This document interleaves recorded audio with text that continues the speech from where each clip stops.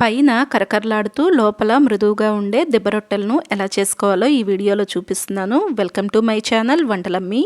నేను మోనిక. మీరు కనుక ఈ ఛానల్ను మొదటిసారి చూస్తున్నట్లయితే తప్పకుండా సబ్స్క్రైబ్ చేసుకోండి. ఈ దిబ్బ రొట్టె కోసం రాత్రంతా నానబెట్టిన ఇడ్లీ పిండిలో ఒక 4 పచ్చిమిరపకాయలు, ఒక పెద్ద సైజు ఉల్లిపాయను సన్నగా తరిగి వేసుకుంటున్నాను. అలాగే కరివేపాకు, కొత్తిమీర సన్నగా తరిగి ఇలా వేసుకోవాలి. అలాగే ఒక స్పూన్ జీలకర్ర, రుచికి తగినంత ఉప్పు, పావు స్పూను సోడా ఉప్పు ఇవన్నీ వేసి బాగా కలుపుకోవాలి.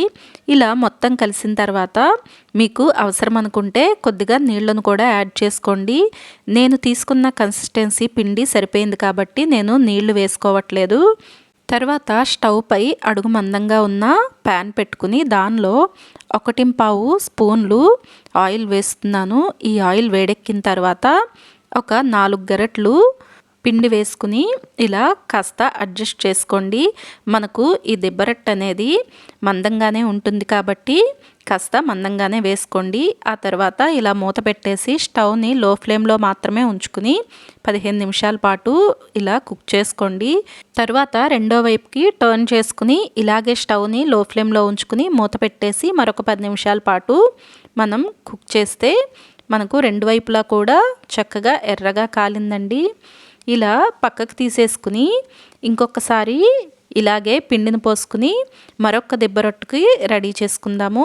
అయితే మీకు ఇలా మందంగా వేసుకోవటం ఇష్టం లేకపోతే కాస్త పిండి క్వాంటిటీని తగ్గించి వేసుకోండి. పలుచగా అలా వేసుకున్నా కూడా బాగానే ఉంటుంది. అయితే ఈ దిబ్బ రొట్టెలు మనకు కాలటానికి కాస్త ఎక్కువ టైం పడుతుంది. లో ఫ్లేమ్లో పెట్టుకుని చేస్తున్నాం కదండి. అందుకనే మీకు అవసరం అనుకుంటే ఇంకొక స్టవ్ పైన వేరొక మూకుడు కూడా పెట్టుకుని ఇలా రెండిట్లో కూడా ఒకేసారి వేసుకుని చేయండి. దీనివలన మీకు టైం సేవ్ అవుతుంది. ఈ దిబ్బ రొట్టెలు మూకుడుకు పట్టేయటం అలా ఏమీ ఉండదండి. ఇవి ఎర్రగా కాలి కరకరలాడుతూ చాలా బాగుంటాయి. అలాగే మనం దీనిలో ఉల్లిపాయలు, పచ్చిమిరపకాయలు, కొత్తిమీర, కరివేపాకు వేయటం వలన దిబ్బ రొట్టెకు మంచి రుచి అయితే వస్తుంది. ఈ దిబ్బ రొట్టె పల్లి చట్నీతో కానివ్వండి, కారపొడితో కానివ్వండి, దేనితో అయినా బాగుంటుంది. ఈ వీడియో మీకు నచ్చిందా? అయితే మీరు కూడా తప్పకుండా ఈ రెసిపీని ట్రై చేసి మీకు ఎలా అనిపించిందో కమెంట్ సెక్షన్లో కమెంట్ చేయండి. అలాగే ఈ వీడియోని మీ ఫ్రెండ్స్ ఇంకా ఫ్యామిలీ మెంబర్స్కి తప్పకుండా షేర్ చేయండి. మరిన్ని రెసిపీస్ కోసం వంటలమ్మి ఛానల్ను సబ్స్క్రైబ్ చేసుకోండి. Thank you for watching.